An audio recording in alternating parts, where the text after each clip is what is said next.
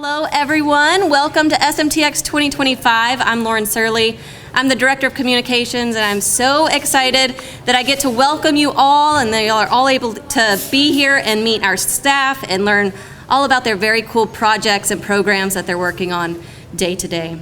We're kicking things off with a special address from Mayor Jane Hewson, who will share highlights from the past year and look at what's ahead for San Marcos. I'd like to now introduce San Marcos Mayor Jane Hewson. She is a native of San Marcos. She has dedicated a total of 17 years to serving our community as an elected leader, first as a city council member, and now as mayor, currently in her fourth term. Devoted to public service, Mayor Hewson has spent over 35 years working for the interests of residents and businesses as a member of numerous boards, committees, and commissions focused on an array of local issues. Please join me in welcoming Mayor Hewson to the stage.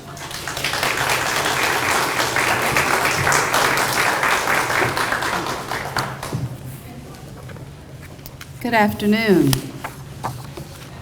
We originally did this with just me talking, and then the city staff says, well, why don't we let everybody come talk? And I think that was a wonderful idea. So if you haven't been next door, see what all the departments are doing, it's great. So travel on over there. In the meantime, I'm happy to share some news as to what's been happening in San Marcos in 2024. As our community continues to grow and evolve, so does our commitment across every department, every division, and every elected member to meet new needs while honoring the history, character, and charm that makes San Marcos the place we're proud to call home. I'm looking for council members this evening, and I think we have one assistant city manager here, and we have some others there. So I'm going to introduce those who are in the room, which includes our leadership team, our city manager, Stephanie Reyes. I think she had someplace else she needed to be. And our assistant city managers, Joe Pentalion, is right there. Rodney Gonzalez is still in here, and I'm sure Alonzo Anderson, if he's not in there, he'll be here shortly. So their expertise, dedication, and collaboration, along with all of our directors, drive much of the work that we're going to be highlighting today. So let's give them some applause, please.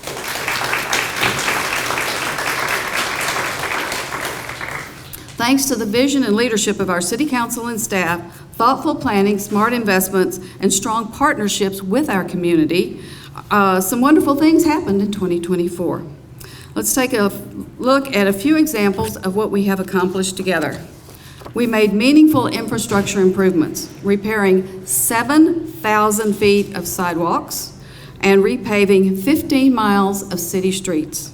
Our transit system provided, I'm going to call it nearly 100,000 rides, helping our residents get where they need to go. Of course, you and all of the community that we serve are the heart of our work. This year, we awarded $400,000 in grants to support artists and small businesses, gave away 2,400 native trees to promote sustainability, and made upgrades to well-used places like Paul Pena Park and Rio Vista Park. All of these efforts are made possible because we manage your tax dollars with care and responsibility. We're intentional about how we invest in San Marcos, working to meet today's needs while building towards a future that's vibrant, welcoming, and prepared to handle the impacts associated with our projected growth. As part of that commitment, the process to, there's Stephanie Reyes, would you raise your hand? Thank you. The process to develop the fiscal year 2026 budget is already underway. Building on our longstanding commitment to transparency and collaboration, we're continuing to explore new ways to engage the community in meaningful conversations about our financial priorities. One exciting step is the Balancing Act online tool. It was launched last month, and it's a new way for residents, business owners, and nonprofit leaders to share input on how we invest city resources. It's not just a survey, it's an invitation to join us in shaping the budget that reflects the values and priorities of those who live, work, and serve here. In phase 1 of the tool's implementation, we asked our community to rank their funding priorities based on the 2025 strategic plan approved by the City Council in February. The plan outlines strategies in 5 key focus areas: quality of life and sense of place, economic vitality, public safety, core services and fiscal excellence, mobility and connectivity, and environmental protection. Over 300 community members took part in this first phase, and their input is helping us better understand what matters most. The results will be shared in the very near future with leadership team at the city and the City Council. We invite everyone to remain engaged throughout the process and take advantages of opportunities to speak directly to us as your elected leaders and city leadership during public hearings and citizen comment sessions at council meetings. Whether online or in person, your perspective is important as we work to build a budget that supports a thriving and resilient community. At the same time, we want to be transparent about the challenges ahead. Many of you are familiar with the ebbs and flows of budgets and the swings of the market that impact the bottom line. The city is not immune to those circumstances. Our budget is heavily dependent on sales tax, which has been uncertain in recent years, and property tax reform efforts proposed at the state level could impact our ability to plan for future growth. These pressures have led to a tighter budget for next year and will require us to leverage our existing capacity to meet community needs without significantly increasing expenditures. An emerging risk is the housing finance corporations. They come in from outside of our city and they're purchasing apartment complexes and taking hundreds of millions of dollars of commercial properties off of our city, county, and school district tax rolls. They're doing this in exchange for fees paid to them by developers. Loopholes in state law are being used that allow this to happen, and the result is that these commercial properties, which require city services, are not paying their fair share of taxes. We're taking action at the Capitol to address these practices, and I encourage you to contact state representatives, and we want you to support Senate Bill 867 and House Bill 21, which will close this gap. City Manager Reyes testified at the Capitol on this a few weeks ago, and I hear she did a great job, very impactful. Still, the goal remains the same, to serve a growing and diverse San Marcos. To underscore the importance of economic development and supporting growth in our community, we are continuing to position San Marcos as a welcoming, business-friendly community. Let's take a moment to highlight some of the recent successes we've seen. This time next year, you'll be closer than ever to grabbing a bag of beaver nuggets or a brisket sandwich right here in San Marcos. In January, we helped Buc-ee's break ground for their newest location at the intersection of Interstate 35 and Yarrington Road. But this isn't just about snacks and gas pumps. The 74,000 square foot store represents a nearly $50 million investment in our community. This will be one of Buc-ee's largest stores in the state, and when it opens next summer, it'll bring more than 175 full-time jobs with competitive salaries and benefits. We're proud the company worked closely with us to make sure it reflects our shared commitment to sustainability. That includes Buc-ee's first ever rainwater harvesting system, oil water separators, and energy efficient water and lighting fixtures. And the momentum doesn't stop there. Everyone knows we have the small HEB and the big HEB. By the end of next year, we're expecting the new HEB at the southeast corner of I-35 and McCarty Lane. The store is currently planned to be 114,000 square feet, complete with a barbecue restaurant and fueling stations. And the new HEB is expected to bring more than 400 new jobs to the area. These announcements didn't just happen by chance. They're the result of proactive work by our city staff and council. Last May, council approved a resolution to help attract more grocery stores to San Marcos. Staff created marketing materials, contacted potential companies, and secured the agreement for the new store. The new HEB will serve neighborhoods in the south and east parts of our community and the rest of our growing city. And we are growing. Developments like La Cima, Kissing Tree, Trace, and Blanco Vista continue to build new homes and welcome new families. Plus, two planned neighborhoods, River Bridge and River Bend, near FM 110 and Staples Road, are in the permitting stage and will add more than 2,000 homes once completed. At least 6 more neighborhoods are in the pipeline, including Cottonwood Phase 4 and Sedona. That will bring another 6,000 new homes and apartment units to our area. And speaking of pipelines, we're also taking steps to ensure our infrastructure can support continued growth and commerce. To help do this, we have a 10-year capital improvements plan that prioritizes capital investments, focusing on infrastructure and facility needs. The demand for water resources in our area continues to rise. An updated water supply portfolio presented to City Council earlier this year increased the projected daily water demand from 18.7 million gallons per day to 33.5 million gallons per day. Thanks to long-term planning, San Marcos is poised to meet that demand. Through strategic planning and proactive measures over many years to diversify water sources, reduce our reliance on the Edwards Aquifer, strengthen infrastructure, and enhance conservation, we've charted a sustainable water future through 2075. Late last year, we began receiving water from the Alliance Regional Water Authority's Carrizo Water Treatment Plant, and we continue to pursue additional water sources and system enhancements to increase capacity. In closing, we thank you for helping us preserve our valuable resources by making water-wise choices that support conservation at your homes and businesses. Thank you, Joe. We're excited to celebrate the companies that are choosing San Marcos to grow their business and serve this incredible community. While that includes some of the big projects that you just heard about, it also includes a growing number of businesses that have opened. Here are just some of them who have chosen San Marcos in the past year. Murdoch's Ranch and Home Supply, Books A Million, Sundance Print Centers, First Watch, Frulotti Cafe, Hangry Joe's Hot Chicken and Wings, Nothing Bunt Cakes, and Crunch Fitness and Club Pilates to help balance out all those sweet treats. On behalf of the City of San Marcos, I extend a warm welcome to each and every one of our new businesses, and thank you for investing in our community. We want you to know that we're here to support your success. Whether you're opening your first storefront, expanding services, or navigating the permitting process, we're committed to being a partner every step of the way. To make that easier, we've added staff to streamline the permitting process, and in addition, we have several grant programs for small businesses. We have dozens of special events that take place in our great city each year.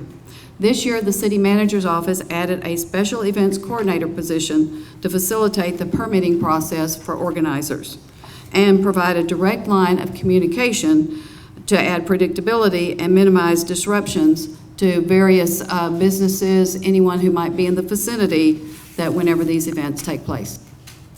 In addition to welcoming new businesses, we remain focused on recognizing the important contributions of those who have helped shape history and culture in our community. In December, we were proud to honor the first 5 local businesses representing our Legacy Business Program recipients. They were Royal Cleaners, Rogelio's, Taproom, Wonder World Cave, and Smoothie Warriors. They've been institutions in our community for more than 20 years, 100 years in the case of Wonder World Cave. We look forward to selecting and celebrating our next group, and we will be glad to receive nominations for businesses that should be considered. And those nominations can come from you. We also know that the businesses cannot operate without skilled labor. So we took an important step this past year to increase the workforce and training opportunities for our residents.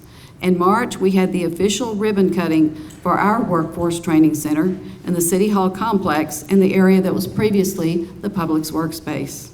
The first class was held earlier this month.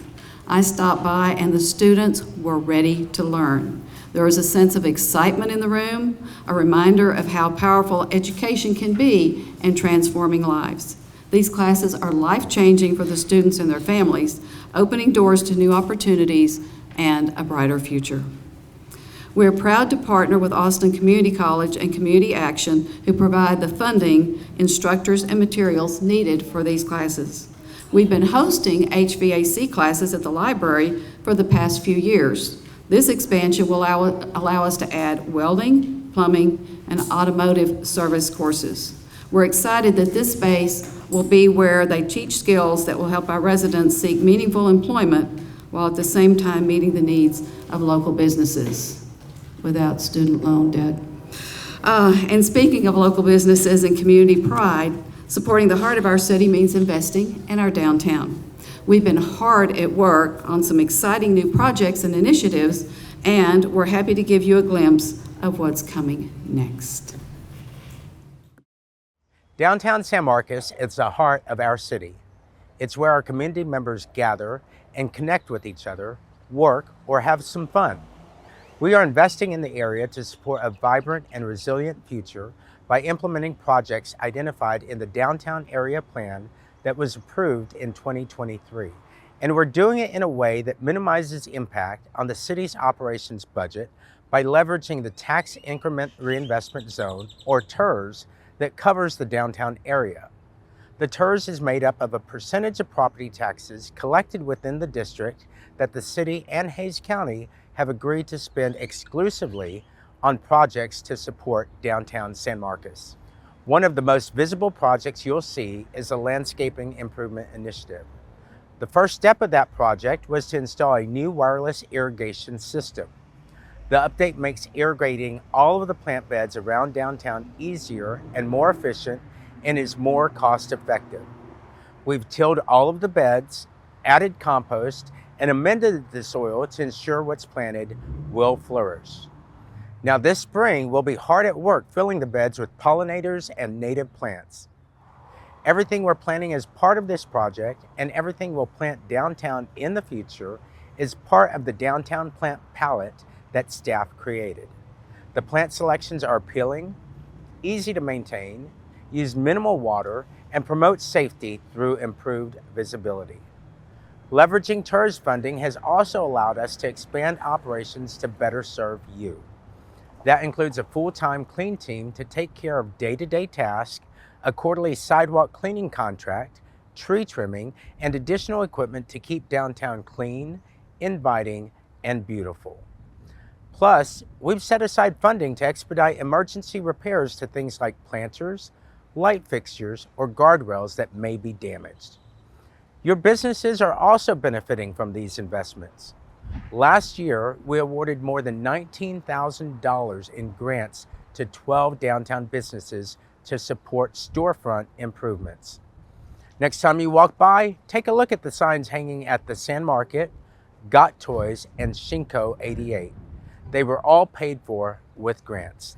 This year, TIRZ funding will match what the city has available to provide through grants. So we'll have a total of $60,000 available to help you improve your downtown storefront and attract more customers. These investments are paying off.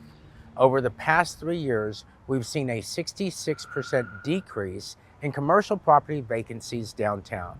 The infrastructure improvements, grant opportunities, and expanded resources emphasize that our community is a place where businesses can succeed and business owners can come to see their dream realized. Thank you, Rodney. Our team takes a lot of pride in keeping the downtown area a beautiful and welcoming place that residents and out-of-town guests want to visit. And we're making it easier for you to join us in that mission using our revamped SMTX Connect tool. SMTX Connect makes it simple to report things you see around town, whether it's downtown or in your neighborhood. If you see an issue like trash, graffiti, or a pothole, just fill out the SMTX Connect form online. Our team will take it from there. We'll dispatch a crew from the right department, assess the concern, and get started addressing it, all while providing updates to you along the way. Last year, we received well over 1,000 requests through SMTX Connect and achieved a 91% resolve rate. Another online resource we launched last year is designed to help you get around by providing you access to real-time information about traffic conditions and multimodal transportation options. SMTX Go is a web-based platform that has everything from the live feeds of traffic cameras at some of our busiest intersections to real-time bus tracking, sidewalk closure data, and electric vehicle charging station locations. A quick look at this online tool can help you get anywhere you want to go in any way that you want to get there. As we gear up for another busy summer season, we're continuing our efforts to keep both residents and visitors safe as they enjoy the San Marcos River and surrounding areas. For the first time last year, we closed Cheatham Street during the 4th of July weekend to reduce congestion and provide access for emergency vehicles. Our first responders saw a noticeable improvement, so we plan to implement this closure again during major holiday weekends this summer. And there will be more improvements, so stay tuned. I also want to provide an update to an issue that's impacted many of us, especially those who live or work near the railroad tracks. In May of last year, the quiet zones that were first established at railroad crossings throughout our community in 2015 were temporarily suspended. The good news is that we're getting closer to completing the repairs and reinstating quiet zones in our community. Can I hear a yay? We started working on Hopkins Street this month and will complete construction at the remaining intersections as soon as possible. We hope to complete all the repairs as early as June. We thank you for your patience. Now let's talk about public safety. Our San Marcos Police and Fire Departments responded to more than 63,000 calls for service combined. On top of that, we saw a 19% decrease in violent crime and participated in 39 fire safety education events throughout the community.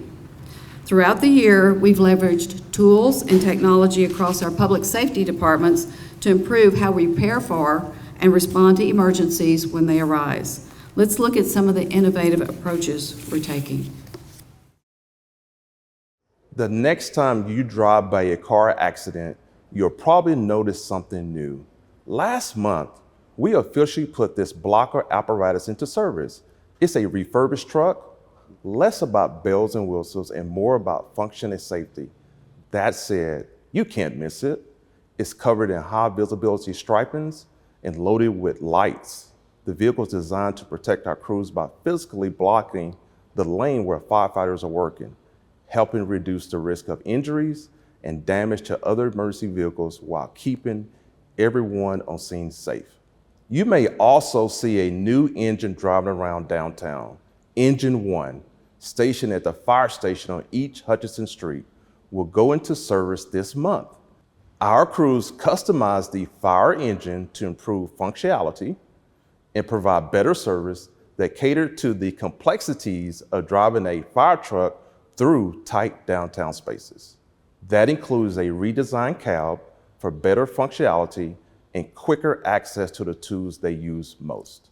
Severe weather is another challenge we face here in San Marcos.